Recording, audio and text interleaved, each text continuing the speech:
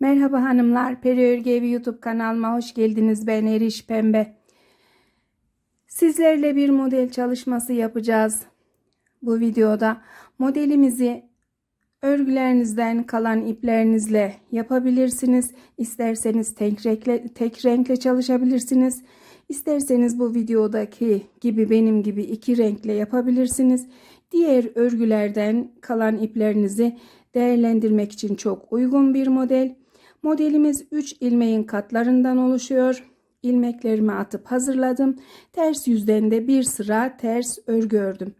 Modelimiz için ilmeklerimizi şu şekilde sayıp hesaplayacağız. Kenar ilmeği 3 ilmek, 3 ilmek, 3 ilmek, 3 ilmek, 3 ilmek, 3 ilmek ve sol yöndeki kenar ilmeğimiz. Diğer rengi bağlayarak ilk model kurulumunu yapacağım. Yavru ağzı ipimize bağlıyoruz ipimizi.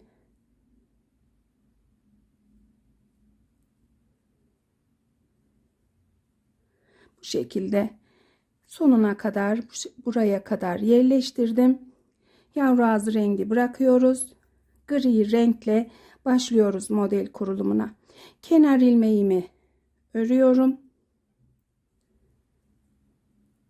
Kenar ilmeğinden sonra 3 tane düz ilmek öreceğim. 1 2 3 3 ilmek ördükten sonra kenar ilmeğinden sonraki ilmeği, yani ikinci ilmeği sol yöndeki şişime alıyorum. Biraz esnetip diğer iki ilmeğin üzerinden atıyorum arkadaşlar. Tekrar bir ilmek doluyorum. 1 2 3 ilmek örüyorum. Yine ördüğüm birinci ilmeği sol yöndeki şişime alıp diğer iki ilmeğin üzerinden atıyorum. Tekrar ilmek doladım. 1 2 3 tane düz ilmek ördüm. Birinci ördüğüm düz ilmeği yine sol yöndeki şişime aldım. 2 ilmeğin üzerinden attım. Tekrar doluyoruz. 1 2 3 ilmek yine düz ördük. Birinci ilmeği alıyoruz. Diğer iki ilmeğin üzerinden atıyoruz. Şişimizde kenar ilmeği 2 ilmek düz, artma ilmeği 2 ilmek düz, artma ilmeği yani doladığımız ilmek, tekrar 2 ilmek, doladığımız ilmek 2 ilmek, tekrar doladık. 1 2 3 ilmek örüp yine birinci düz ördüğümüz ilmeği 2 ilmeğin üzerinden attık. Tekrar doluyorum. 1 2 3 düz ilmek örüyorum. Birinci ilmeği 2 ilmeğin üzerinden attım. Kenar ilmeğimi takıyorum. Ters yöndeyiz. Kenar ilmeğimizi ördük. İlmeklerimizi ters örüyoruz. Doladığımız ilmeği de bu şekilde örüyoruz.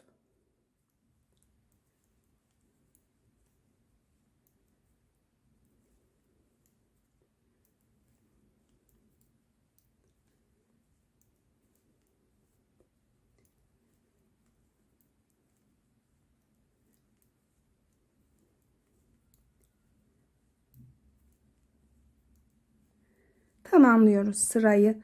Ters örerek kenar ilmeğini örmeden taktım şişime. Düz yöne döndük. 2 sıradan oluşan bir model.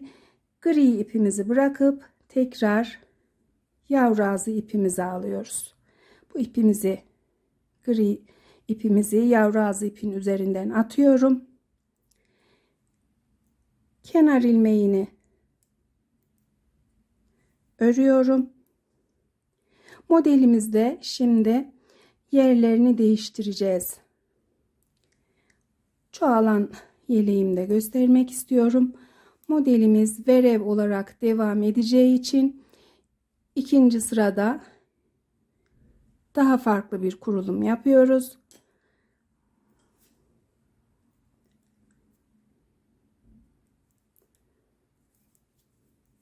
Kenar ilmeğim şişimde. Devamında bir tane düz ilmek örüyorum. Şişimde 2 tane yavrazı ilmek var.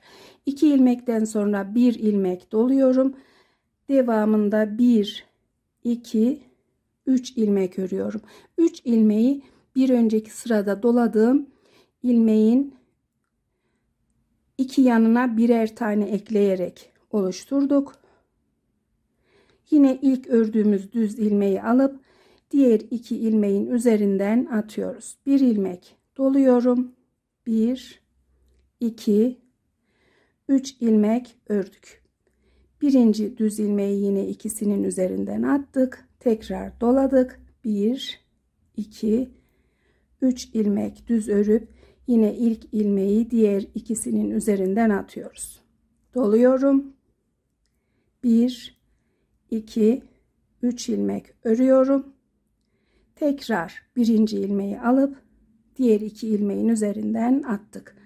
Tekrar doladım. 1, 2, 3 ilmek örüp yine ilk ilmeği aldık.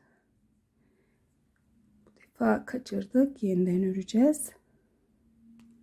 Tekrar 2 ilmeğin üzerinden attık. Bir ilmek doluyorum. Sıra sonundaki bir düz ilmeği ördüm. Kenar ilmeğimi de örmeden taktım arkadaşlar.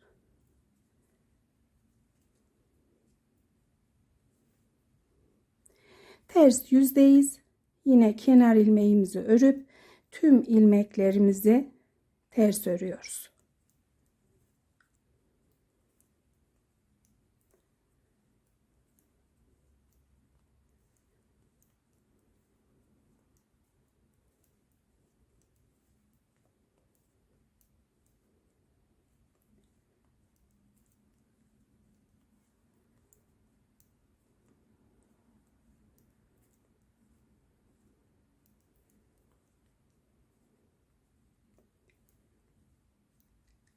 Sırayı tamamlayıp kenar ilmeğimi taktım.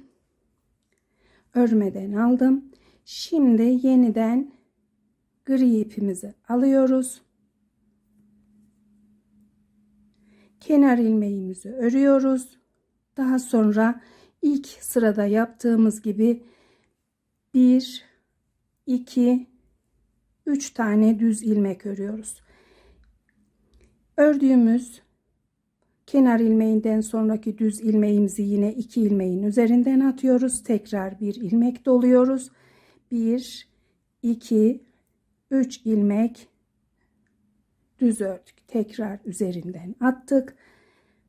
Bir ilmek doladık. 1, 2, 3 ilmek düz örüp yine ilk ilmeği ikisinin üzerinden atıyorum. Tekrar bir ilmek doladım. 1, 2, 3 ilmek düz ördüm. Üzerinden atıyorum. Bir ilmek doluyorum. 1, 2, 3 ilmek örüyorum. İlk ilmeği 2 ilmeğin üzerinden atıyorum. Tekrar bir ilmek dolayıp 1, 2, 3 ilmek örüp ilk düz ilmeği diğer ikisinin üzerinden atıp kenar ilmeğimi takıyorum. Modelimiz de kendini belli etti arkadaşlar. Ters yüzden ters örüp yine yavrazı iple aynı şekilde kurulum yapacaksınız. Modeli kurduğunuzda, yeleklerinize uyguladığınızda yeleğimde de belirteceğim. Model kurulumunu bu küçük parçadaki gibi yapmaya özellikle dikkat edin.